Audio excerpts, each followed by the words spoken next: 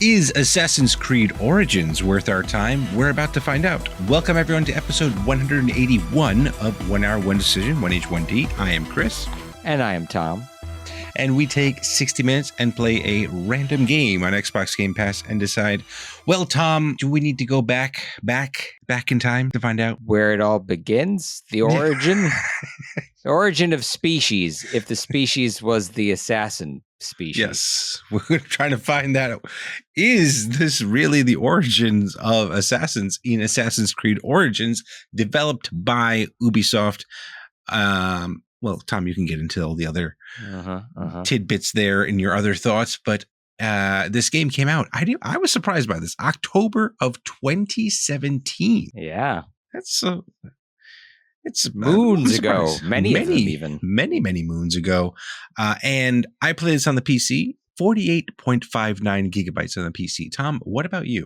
Considering how kind of beefy this is, that's not that much bigger on the Series S, 49.7 gigabytes. Wow. Okay. That's a little bit more, but yeah, it's nice. It's nice. Not huge disparities. I'm happy with that. But now let's talk about that. What kind of game is it? Okay, well, we agreed on the beginning of this, and then it kind of goes sideways, I see. So I have third-person stealth adventure. I put third-person open world RPG. Yes, and we will talk about that, I think, a little bit later. But first, what do you have as your game loop? Well, my game loop, Tom, is complete objectives to level up your character. Sounds like an RPG to me, Chris. That's why I put it in. And to be fair, I have complete quests to gain XP and loot to improve your character while advancing the narrative, which, now that I read it back, feels a whole lot like an RPG as well. Yes, indeed. It is very much straight away from the Prince of Persia's of yore. Yes. Because this whole series, sparked its way into the gaming universe because of my dear game, Prince of Persia, Sands of Time, and all that good stuff. So anyway, they were looking to make a modern Prince of Persia many generations ago, and ended up creating Assassin's Creed instead. Yeah. So tragic. But let's stop talking about tragic things and talk about things that we liked about this game. Tom, what did you like? Okay, so considering that this is 7 years old, or more maybe, I thought it looked good and ran well on the Series S. Obviously it was not developed for the Series S. I was surprised by how well it looked and ran. Yeah, I concur. I was. When I had to do a double take when I saw the release date, and I was like, "Wait, what? This came out back then? It looked great." I will say, and I think we've played a couple of Ubi games, on the show. They always do have a nice polish to them, for sure. They are, I will say, top notch with their presentations, and this falls right into those categories and that pedigree. So yeah, it looked great, and it just it sucks you into the world of ancient Egypt. You could see the team really did a fantastic job of just understanding the assignment of, hey, we're going back to ancient Egypt, so let's immerse our players into this world. And I think they did a bang up job on that. So yes, it's Assassin's Creed walks that line where it's got a lot of history and that to it, but also isn't, the truth. So I think it's a dangerous game to play if you're a young person, because if you try to pass your exams with the knowledge you pick up in Assassin's Creed, you may have some misinformation in there, but you definitely get the feel of what it would have been like to be walking through ancient Egypt or traveling through. And the same is true of all the Assassin's Creed. They do a really good job of capturing Renaissance Italy or whatever the setting is. So, that's true. And the other thing, just on top of the presentation, there's just there's little things that you see throughout the game that just made the environments feel alive, even though you're in a desert, right? Like just walking around the town, you see people kind of going about their day, doing things, and then they'll notice like you kind of running by or whatever, like, oh, what the hell? Like, just make comments like that. And again, this is a game from 2017. I was like, I feel like there's a lot of games that we've played that have come out more recently that just don't feel as alive as this game. And yeah, it's fascinating to me because I obviously, like, you play kind of this character that works in the shadows, or at least the brand Assassin's Creed is about that. But you're kind of doing all your killing, at least in my playthrough, doing all the killings during the day. So it's just like, I don't know, just hiding among the brightly lit shadows or something stuff like that. But yeah, I don't know. Anyway, what else you got here? Okay, so I think it did a good job of teaching you the controls as you play. They're rolled out at a good enough pace where I never felt overwhelmed or anything. I mean, if you've played an Assassin's Creed before, you're more or less going to know how to play this, but it didn't feel like I was getting beat over the head, but I never felt like, what am I supposed to do now? Or how do I do that thing? With one exception, which I'll get to on the other end on the dislikes. I think just from the opening of the game, I thought it was kind of cool that they added the Eye of Ra to the Assassin's Creed logo. Like right away, I was like, okay, that was kind of a clever thing to do to like merge, because we're kind of long in the tooth here with Assassin's Creed. They've stopped numbering them. There's so many of them. So, what kinds of little cool things can you do to be like, oh, look what we're doing here? And I thought that was a nice little touch. Other nice little touches, we were talking about using this for your history homework. There's a tour mode that doesn't have combat, doesn't have quests. So if you just want to kind of walk through ancient Egypt and get kind of like an audio tour of it, that's in there. Yeah, I didn't play with it, but I think it's really cool that it's in there. Yeah, that is impressive that they had. I'm curious because if I remember correctly, this was kind of like a start of them kind of reinvigorating the franchise, because it was getting, like you mentioned, like this is long in the tooth for quite some time. So yeah, like this. When this came out, I think a lot of people were like, "Oh, okay, it looks like they're actually caring about what they're doing." And that seems really cool. Like, it makes a lot of sense, like, to do something like that if you're going to go that historical route. Like, let someone that maybe that's not going to play the game like a stealth game or whatever, just casually, walk around ancient Egypt. And I got to say, the other thing I love about this is I got to ride a camel. Indeed, you do. One of the things, yes, you have a camel. Yeah. For whatever reason, I don't think it was something connected to being a member of Game Pass. Is I had like a horse unlock. Oh, already. Okay. So I was able to ride this kind of tusked horse, like a horse with like armor on it, which I thought was pretty cool. Okay. And I had some equipment and stuff too. I don't know when or where I got it. I'm confident I didn't pay for it. So it must have been rolled out to me for free at some point in the past. Interesting. That's cool. Yeah. I was just kind of surprised because I was like, oh man, there's gonna be a lot of walking around here, isn't there? And then like when you get to the end of the tutorial, you're like, wait a minute, that guy got a camel. Can I get one? It's like, press this I think it was press the down on the D-pad to call your mount or something like that. I was like, oh my God. And this camel just comes like galloping over. It's like, this is amazing. So, and on top of that, I thought what was great was they took the follow mechanic one step further. Yes. And actually allowed you to press a button that just lets you follow the person that you're following, and you can like literally put your controller down and let the thing do its thing, like go through the conversation and all that stuff, which was great. You can move the camera around, which I thought was also really cool, that you can move the camera around during the conversations. Yeah. So it's like it's just a little those little things that just were that I appreciated with my experience. So yeah, but yeah, what else did you like? So I I put this down as a stealth adventure game originally, and I think that's because to me the RPG elements, while they certainly do exist, are not super complicated here. So if you want to upgrade your equipment or upgrade your character, it's all done through like a character menu. Sure. You just need X number of resources, you hit a button, you have better armor. You want to unlock some skill, you press a button, you unlock the skill. It's not overly complicated. It's not, oh, I have to go find a guy to teach me the thing, to do the thing. I don't have to go and, get this to make this, to make that, to make this.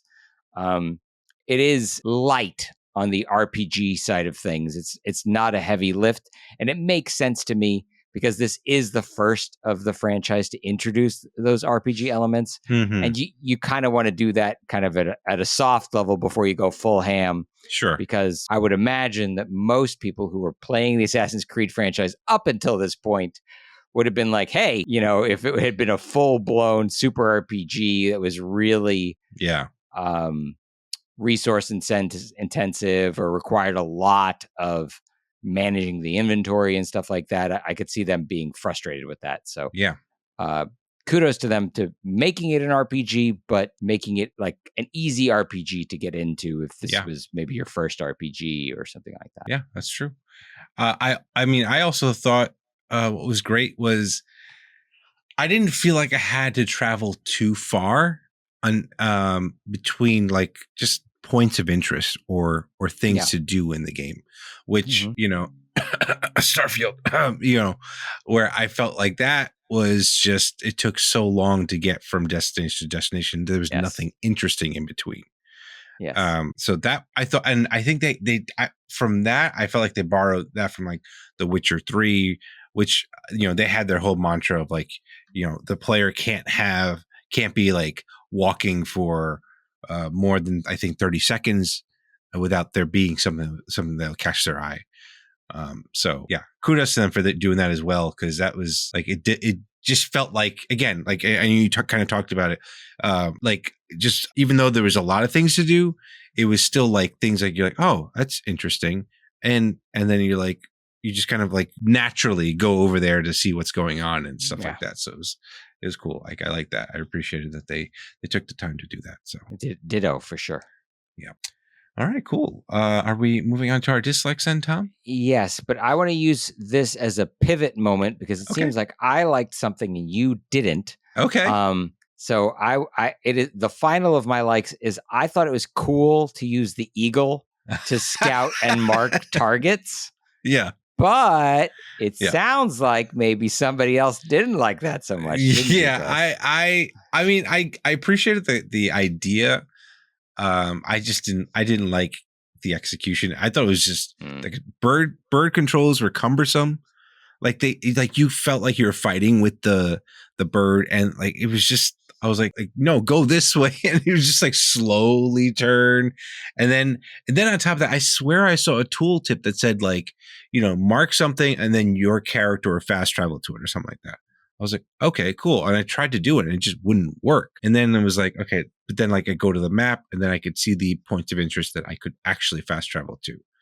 And then there's the staple of the Assassin's Creed, where you have the points of where you can kind of open up the map, like the towers, or the towers. And I thought I could just fly the bird over there. It's like, nope, the main character, need to go over there. And so it was just little things like that. Especially, it was a little weird because of the fact that I just thought overall, like the tutorial, like everything was just done pretty well. And then this part, which is important, I feel like it's important that you understand how to use the bird mechanic. Just felt kind of like, oh yeah, here you go. It's like, okay, thanks. So I felt that similarly about a different mechanic, which was the Animus Pulse, where you press a button and it's supposed to kind of highlight the hidden objectives for you. Yeah. But like the way that it did that wasn't very obvious to me, and I couldn't find, like, the game is telling me press this button to do this thing. I'm doing the thing, but I'm not getting the answer I need to move forward. Right. And I had to I walked around and pressed it a bunch of times. And then when I finally saw it, I was like, yeah, that could have been a whole lot more obvious, at least for the first time that I did it, Right. Yeah. And are you talking about like where you got to like at the very beginning, like with the there was the like a tutorial cave in or something yeah. like that. And you had to Mhm. press it and try to find like a path through, Right. a Right. hidden path. Yeah. It wasn't, it just didn't work for me. Yeah. And that using the animus can also be a bit overwhelming because there could be just all these little points of interest that it picks up, and you're like, okay, what am I supposed to do with that? Like, it was just weird. I agree where that can be that, and really also the quest markers overall just can be a bit overwhelming in this game. They do give you a lot, especially if you're marking stuff with the bird on top of that. Now you've got an exponentially growing number of things trying to call you over. Right. And I do have on my dislikes that it's easy to get distracted and stray off course. So the game there's an objective. You're supposed to go assassinate somebody. Big surprise. And you could very easily get stuck helping the villagers clean out the temple and doing this thing and freeing prisoners. And it's like, okay, well, that guy's not going to go assassinate himself. Like, you need to get over there and kill this guy. Right. Yeah, I guess that's the other point. That's a good point where it's like, is there a time limit for certain assassinations and stuff like that? Like, I'm curious if because there is a day-night cycle that happens. Yeah. And so it makes me wonder if like you have a certain amount of time to take out said person. I also thought that the main menu of this game promoted the new game. For shame. And I mean, I get it. At this point at the point of this recording, this game's 7 years old. Sure. So, but like the fact that they've already injected in like ads for the new game, new game again in current in per this recording, and so it's just. Yeah, I felt kind of icky. It was like it's like the stuff that Ubi does, right? Ubi does does some really cool stuff, and then they just crap on themselves. Yeah, like at the same time, we'll sell you the Brooklyn Bridge. Yeah, it's like come on, guys. Just like that's the thing I worry about that new game, that like the Assassin's Creed Shadows. Like it looks really cool. It's in feudal Japan and all that good stuff, and they're just going to do something to infuriate people in this game. I mean, they kind of already did with the Black Samurai, but that's besides the point. Like more so on like there'll be some sort of nonsense DLC that they will, or like it's just something stupid's going to happen with it and be frustrating. Yeah, almost inevitably.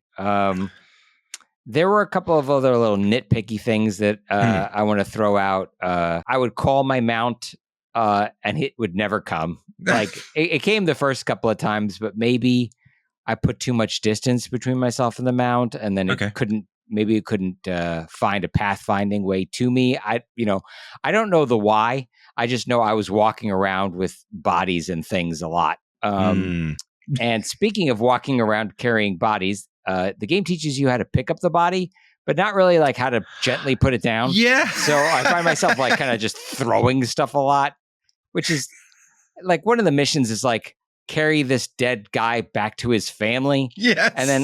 And I'm very gingerly doing it, and I would love to be doing this on my horse, but I'm not. So I've had to walk him some ridiculous distance. And then when I finally get to the rest of his family members, I hurl him like a sack of potatoes. Like it wasn't a good look. It's so true. It's so true. Because I was like,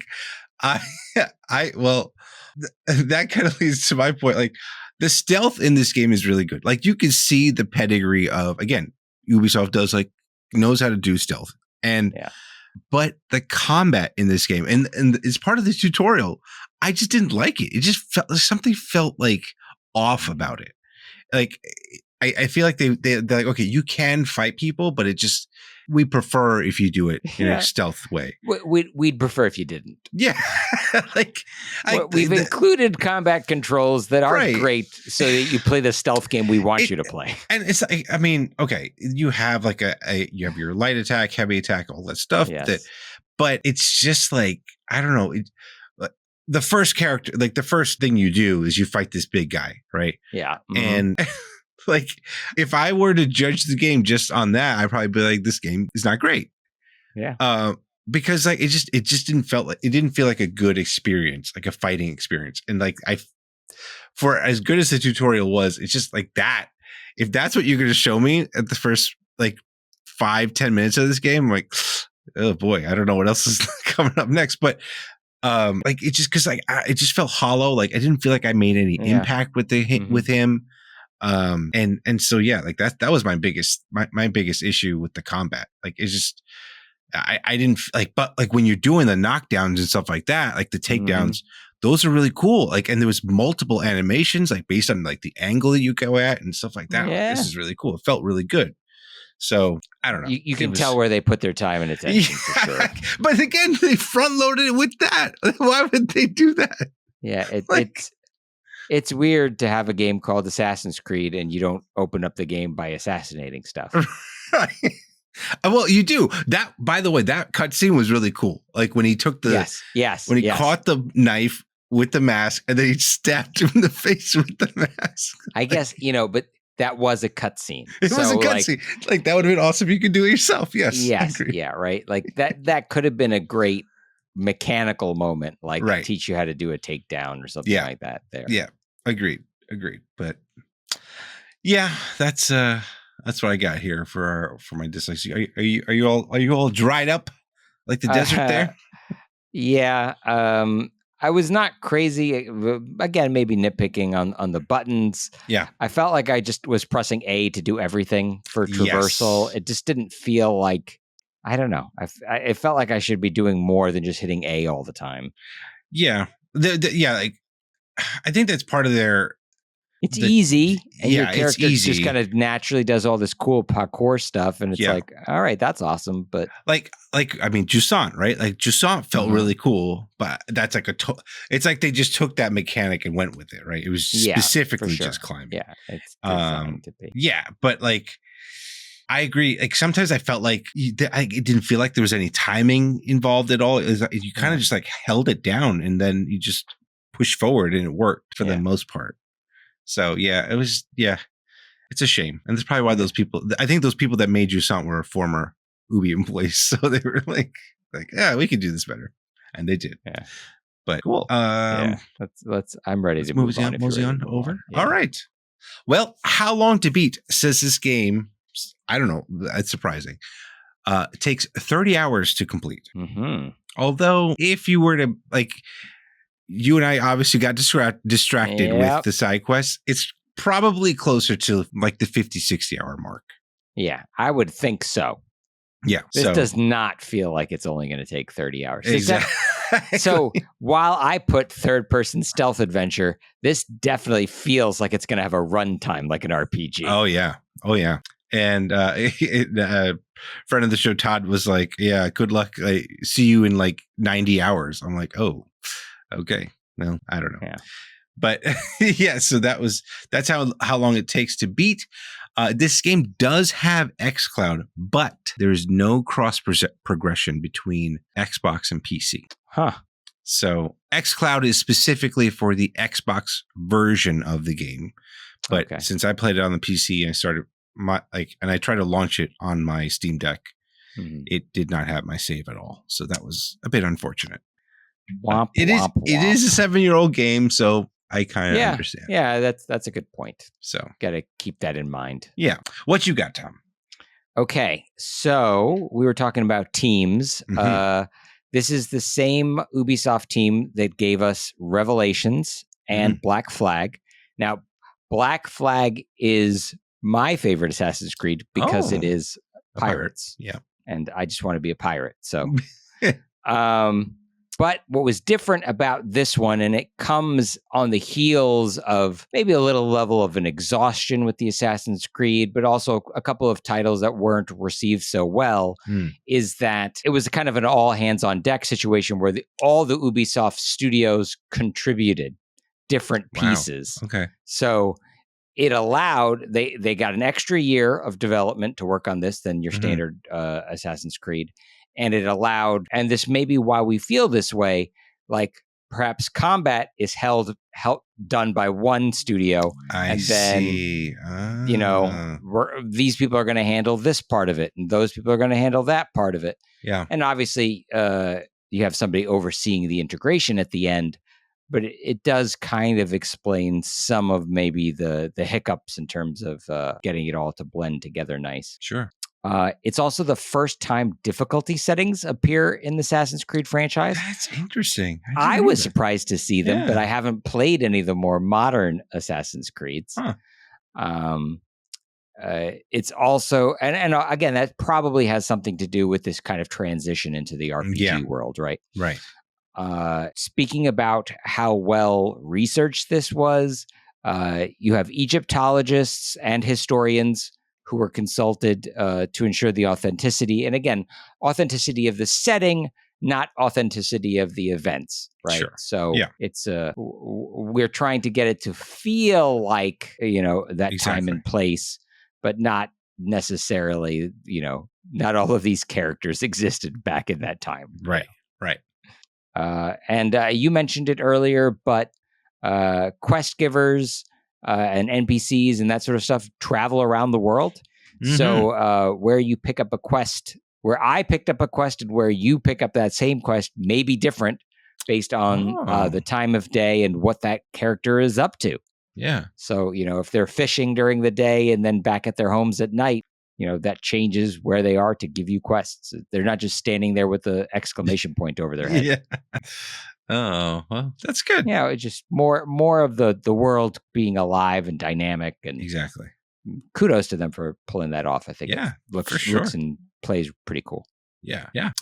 All right. So, Tom, are we keeping this on our respective hard drives, or are we like Aladdin throwing the scarab into the desert, doing that? I don't know. Mixing your metaphors, Chris. Well, I gotta admit that I enjoyed playing this a lot more than I expected to. I was like, oh, geez, an Assassin's Creed game, like kind of at the front. But then it wasn't. It was entertaining and the characters are interesting and all that.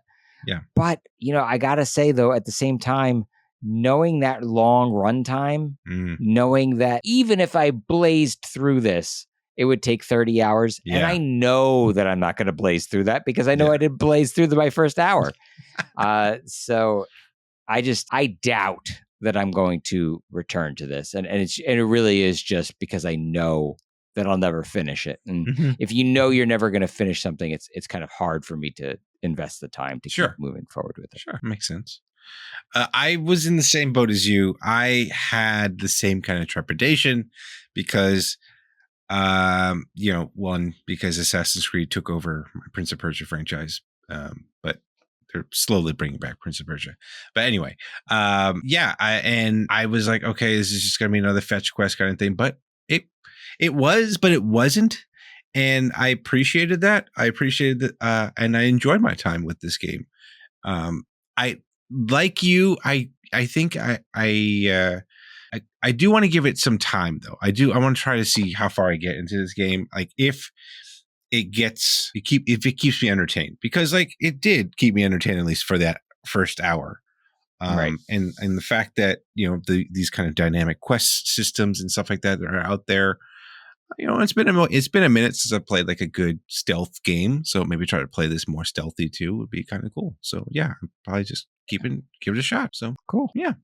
So those are our thoughts. Let us know what you think of this game. Follow us and say hello on Twitter or on Threads at TC1H1D. Shoot us an email at TC1H1D@outlook.com. And hey, you know what? We play these games on Twitch. So check us out on Twitch at twitch.tv/1H1D. And we put these out on YouTube as well. So if you've got any thoughts, comments about Assassin's Creed, if the newer games are actually better than the older games, if you think Black Flag is better than Skull and Bones, I don't know. Whatever the case may be, send us a comment down below and we'll try to respond to all of them. And 1H1D is part of that QTB network. If you like any great gaming content. Check it all out at quitthebuild.com/network. And that's it, Chris. We're just going to leave right here. We're done for the summer, right? We're done for the summer. We're going to go on a surprise. Yeah. No, surprise me button has said no. So we are chained to that button. Yeah. So we're going to be not surprised that we're going to be surprised. Yes, indeed. So we're going to hit that button and find out what we're playing next. So here we go. Oh, okay. Open roads. Like just get out on one, or there's a game that I have to play. Get out on an open road, touch some grass, because we played over 180 games, Tom. So I think that might be our get outside. That's what next week. Next week we go outside for an hour. That's what we're doing. But no, that is the name of the game, Open Roads, and that's what we'll talk about on our next episode. So thanks everyone for tuning into this one, and we will catch you on the next one. Thanks, everybody.